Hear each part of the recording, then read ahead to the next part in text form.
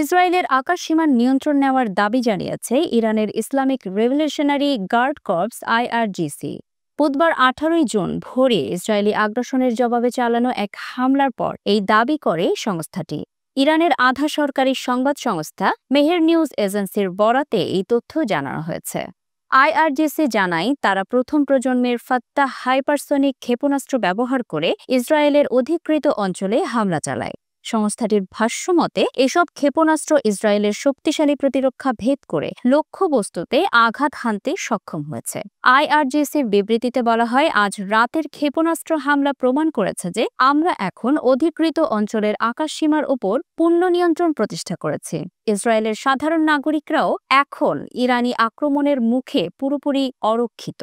তবে বিবৃতিতে হামলার সুনির্দিষ্ট লক্ষ্য বা ক্ষয়ক্ষতির বিস্তারিত জানানো হয়নি। কাতার ভিত্তিক সংবাদ মাধ্যম আল জাজিরা জানায়, আইআরজিসির ঘোষণার বাইরে আর কোনো তথ্য প্রকাশ করা হয়নি। অন্যদিকে ইসরায়েলি গণমাধ্যমগুলোর মতে হামলার সময় তেল আবিবে একটি বিস্ফোরণ ঘটে এবং একটি পার্কিং লটে আগুন ধরে যায়। যদিও ইসরায়েলের সেন্সরশিপের কারণে কৌশলগত স্থাপনায় আঘাত লেগেছে কিনা তা নিশ্চিত হওয়া যায়নি। এদিকে যুক্তরাষ্ট্রের সাবেক প্রেসিডেন্ট ডোনাল্ড ট্রাম্প এক বিবৃতিতে দাবি করেন, ইরানের আকাশসীমার ওপর সম্পূর্ণ নিয়ন্ত্রণ নেওয়া হয়েছে এবং দেশটির উচিত নিঃশর্ত আত্মসমর্পণ করা। এই প্রেক্ষাপটে আইআরজিসির বিবৃতিকে বিশ্লেষকরা রাজনৈতিক পাল্টা প্রতিক্রিয়া হিসেবেই দেখছেন। ইসরায়েল ও ইরানের মধ্যে চলমান উত্তেজনার প্রেক্ষিতে এই ঘটনায় মধ্যপ্রাচ্যের নিরাপত্তা পরিস্থিতি আরও জটিল আকার নিচ্ছে বলে আশঙ্কা করা হচ্ছে।